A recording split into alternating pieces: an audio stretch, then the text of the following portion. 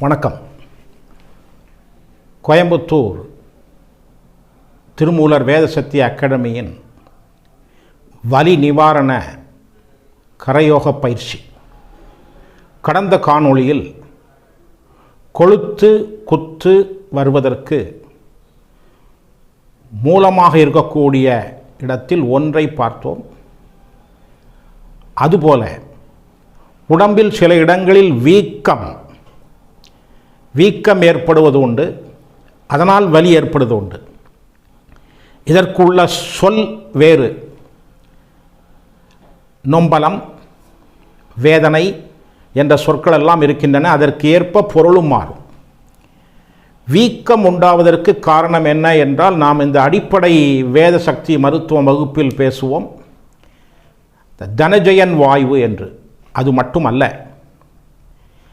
உடம்பில் ஆங்காங்கு நீர், எலும்பு சந்திகளில் நீர் கட்டுதல், வீக்கம் தோன்றுவதற்கு வீக்கத்துடன் வலியோடு ஒரு நண்பர் வந்திருந்தால் நாம் சிந்திக்க வேண்டியவை 3 வாயுக்கள் மூல காரணமாக இருக்கும். அதற்கு ஒன்று தனஜயன், மற்றொன்று கிரிஹரன் வாயு, இன்னொன்று சமான வாயு.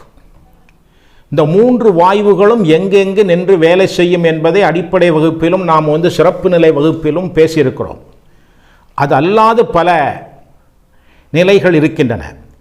எனவே இவற்றையெல்லாம் நாம் தெரிந்து கொண்டு உரிய கரயோக பயிற்சியை செய்தோம் என்றால் உடம்பில் உள்ள வலியை நாம் போக்க முடியும். எனவே வாயுக்கள், இந்த தச வாயுக்கள் என்று சொல்கிற அந்த வாயுக்கள் மிக முக்கியமாக இந்த மருத்துவத்திற்கு பயன்படுகிறது. அந்த வாயுக்களினுடைய தடை ஏற்பட்டாலும் வலி ஏற்படும். அதில் வீக்கத்தை உண்டாக்கக்கூடியது இந்த 3 வாயுக்கள். இந்த 3 வாயுக்களினுடைய மையங்கள் தெரிய வேண்டும்.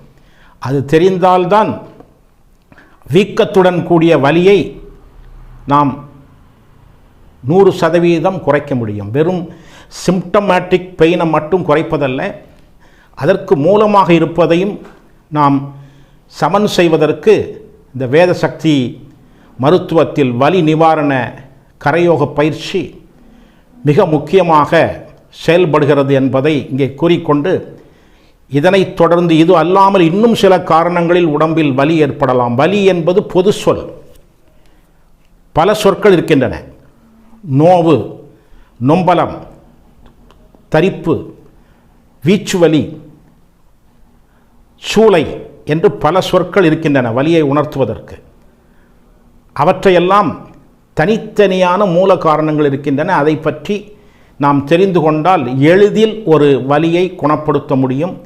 அடுத்த காணொளியில் அடுத்த செய்தியை நாம் காண்போம்.